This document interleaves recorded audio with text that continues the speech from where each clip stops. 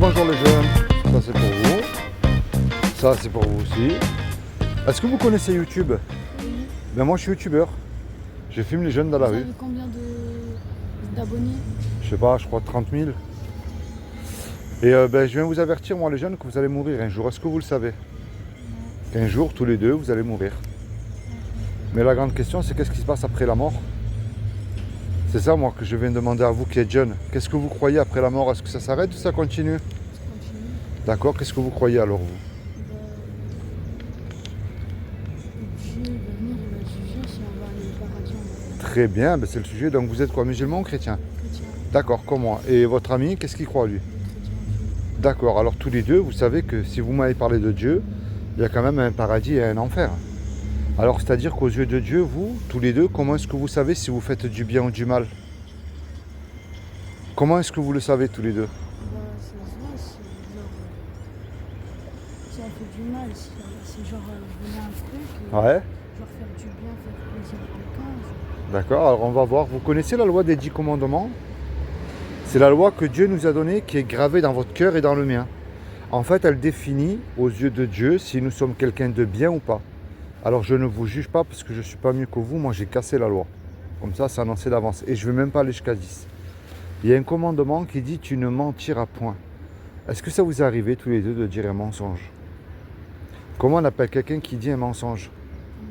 Très bien. Il y en a un autre qui dit tu ne voleras point. Est-ce que ça vous est déjà arrivé de prendre quelque chose qui n'est pas à vous, par exemple un crayon, télécharger une musique ou un jeu vidéo? Comment on appelle quelqu'un qui fait ça? Très bien. Il y en a un autre qui dit tu honoreras toujours tes parents. Est-ce que vous honorez toujours vos parents? Vous leur obéissez? Ah, lui, il a été honnête déjà. Vous leur obéissez tout le temps? Vous leur mentez jamais à vos parents? Si. Donc c'est pas les honorer.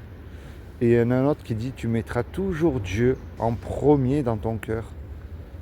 Est-ce que dans les bons moments vous mettez toujours Dieu en premier, lui dans votre cœur? Toujours, toujours? D'accord. Et un dernier, un commandement qui dit tu ne commettras point d'adultère, mais Jésus a dit quiconque en a regardé quelque chose avec de la convoitise, c'est un adultère dans notre cœur. Vous voyez, on a déjà convoité un objet de notre voisin. Vous voyez pourquoi elle est belle cette loi?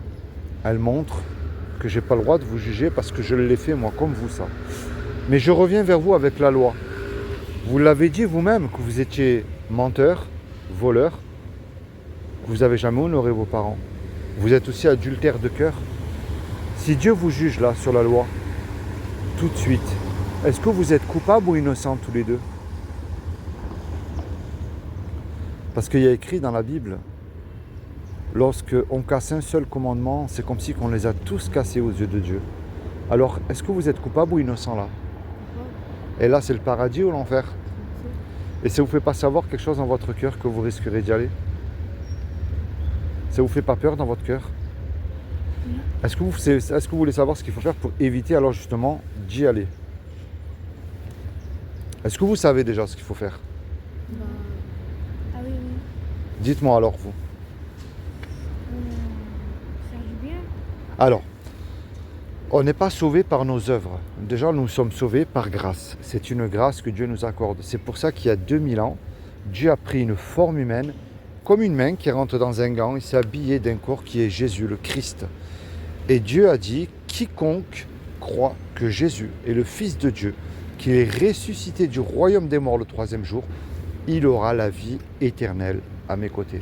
Vous voyez, il ne vous a pas demandé d'allumer un cierge dans une église. Il ne vous a pas demandé de faire des études de théologie. Il vous a demandé de croire. Alors croire c'est bien, mais il y a aussi écrit dans la Bible, tu fais bien de croire en Dieu parce que non seulement les démons, ils existent, ils y croient en Jésus, ils savent qui il est, et en plus eux, ils tremblent. Vous voyez, on va dire de ce côté-là, ils sont beaucoup plus humbles que nous. La clé, je ne suis pas mieux que vous, mais je vous le dis avec amour en tant que chrétien aussi, ça s'appelle la repentance. Est-ce que vous savez ce que ça veut dire que la repentance?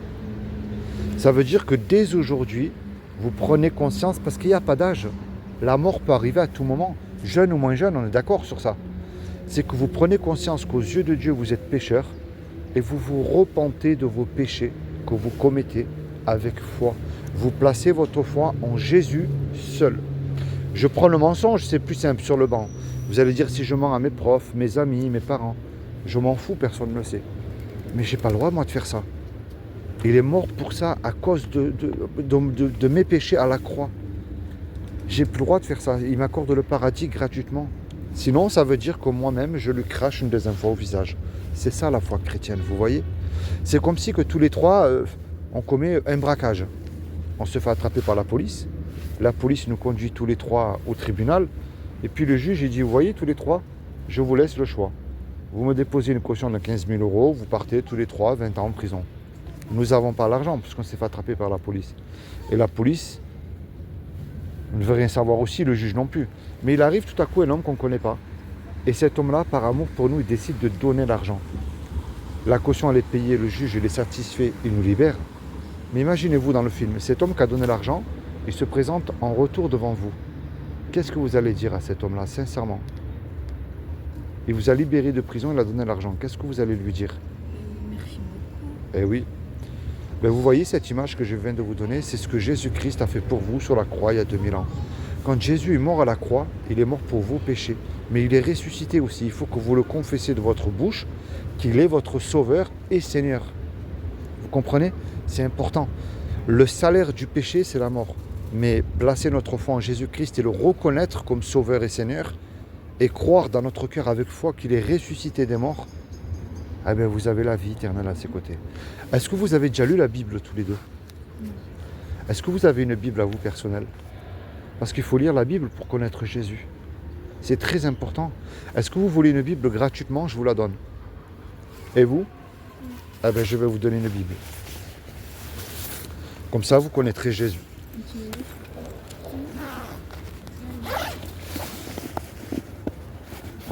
Alors, ça c'est une pour vous, c'est gratuit, et une pour vous. Je vais vous montrer, j'ai mis un marque-page là, voilà, dans l'évangile de Jean.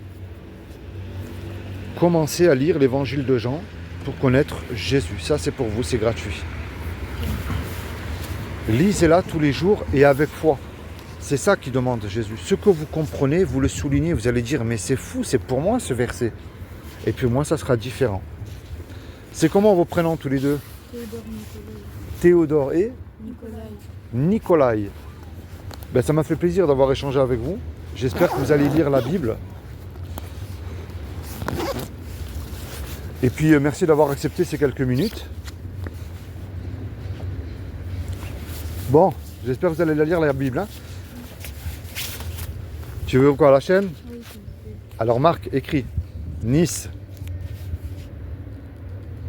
espace, pour, tu l'as en face, là, Nice pour Jésus. Voilà, tu as le petit logo, là, noir et blanc. C'est où? Là, ici. Voilà. Bon, je veux que vous lisez la Bible, hein. Ça c'est le plus beau cadeau en retour que vous pouvez me faire. Et tous les deux, tu m'as dit comment déjà? Théodore. Théodore et Nicolai, prenez conscience qu'un jour vous allez mourir et votre avocat, c'est Jésus. Vous placez votre foi en Jésus. Un homme peut se tromper, mais Dieu ne peut pas mentir et ne pas se tromper aussi. Et le seul sauveur pour vous, c'est Jésus. D'accord? Bon, soyez bénis tous les deux. Allez, merci de m'avoir supporté. Au revoir.